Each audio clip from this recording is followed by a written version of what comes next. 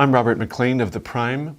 We're speaking with Tomáš Kadeřábek, the Director of Association of Developers, one of the organizers of the upcoming Brownfields event in Český Krumlov on September 17th. Tomáš, why have brownfields become such a hot topic in the last couple of years? Have developers simply run out of other plots of land to use, or what's going on? Well, brownfields are quite an interesting point because you have all the groups that are somehow involved in the city development. They are so-called somehow united at brownfields because everybody wants something to happen on brownfields. So even people protesting against our buildings are usually happy that something is happening at the brownfield.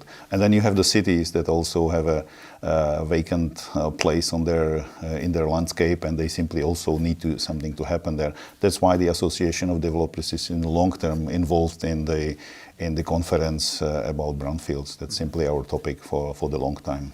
How can the public sector help so that both developers and cities get the most value out of brownfield sites in their development? Well, definitely it's the planning, having the proper planning for the brownfield sites, have the proper land use plan and the clear vision by the planners, what's going to happen at the brownfield site. That's definitely the major topic for the city. And as well, the politicians, they should also support that and give the power to the planners to adopt the right plan. So definitely it's the planning, because it's sometimes the biggest hurdle to get things done, on brownfields. So usually it's maybe the biggest problem is certainly the planning.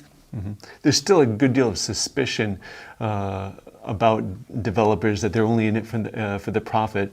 Of course, without developers, we don't get any real sort of like motion and growth of cities. Are there mechanisms that can be used to make sure that it's a win-win situation, not just for developers, but also for the residents of a city? Well, definitely, it's the quality, because you don't have profit if you don't have qualities. The quality and the profit, they go together, and once you have the quality and you offer it to your clients, then things are in the win-win situation immediately.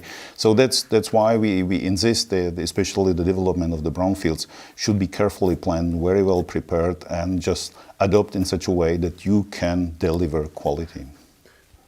One of the concepts with brownfield development is that they add density to the city. That's considered in urban development circles a good thing, but the public tends to hear just more crowds or congestion when they hear that. Why is that a good thing actually for cities? Well, if you look at the density from a broader perspective, you see that they are economical.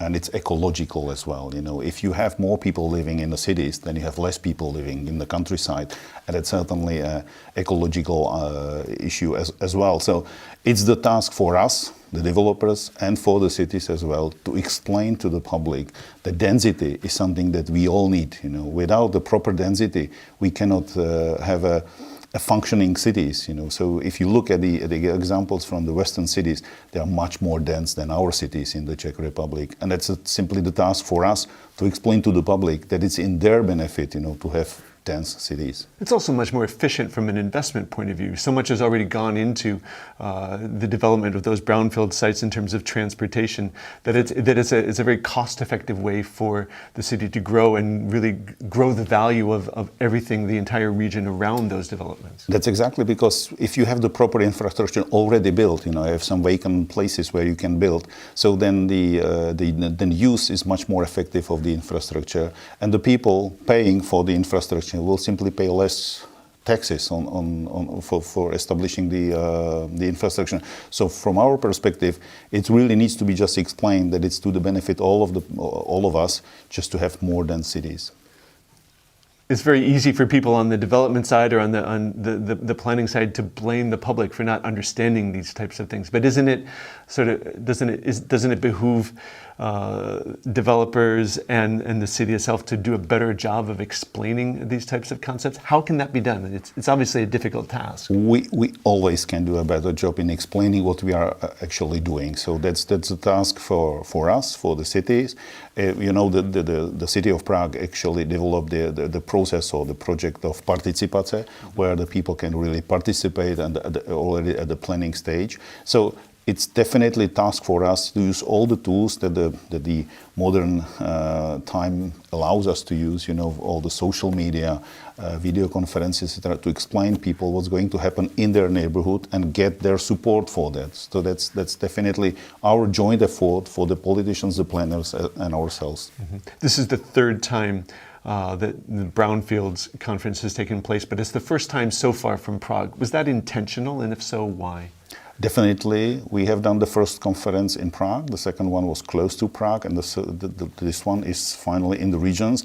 It's generally the idea of Association of Developers to be involved more in the regions than just to be isolated in Prague. And we definitely want to promote even the smaller cities where, if you look at the smaller cities, they have surprisingly big brownfields in their locations. So, and developing their brownfields is definitely something that needs to be supported. It's the goal and it's the intention to go to the regions. Okay, Tomáš Kadeřábek, thank you very much. Thank you.